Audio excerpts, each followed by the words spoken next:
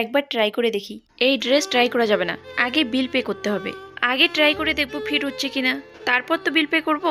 তাছাড়া এই ড্রেস আমি ট্রাই করাতে চাচ্ছি না। এটা কেনার ক্ষমতা আপনার নেই, চাইলে পুরো দোকান কিনে নিতে পারি। এটার দাম পুরো 9,000 টাকা। আপনি গিয়ে বিলিং করুন। এই নিন পুরো 9,000 টাকা। একবার ট্রাই তো করুন, কোনো দরকার নেই। ফিট না হলে কাউকে দান করে দেব। তুমি তো দারুণ স্কিল দেখালে।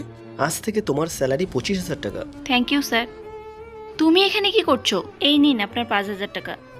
কিসের টাকা? ড্রেসটার দাম 4,000 ছিল। আসলে আমার বস আমাকে চ্যালেঞ্জ দিয়েছিল। তোমাকে আর কাজে আসতে হবে না, তোমার জায়গায় অন্য মেয়েকে অ্যাপয়েন্ট করেছি। স্যার আপনি তো জানেন আমার অসুস্থ মায়ের চিকিৎসা করাতে হয়, প্লিজ আমাকে এভাবে বের করে দেবেন না। তুমি যদি কোনো ড্রেস ডবল দামে বেচতে পারো তাহলে ভাববো তোমার মধ্যে মার্কেটিং স্কিল আছে। আমারও মার্কেটিং কোম্পানি আছে, তুমি চাইলে জয়েন করতে পারো। 45,000 স্যালারি দেবো। Thank you so much ma'am. এটা তোমার সততার পুরস্কার।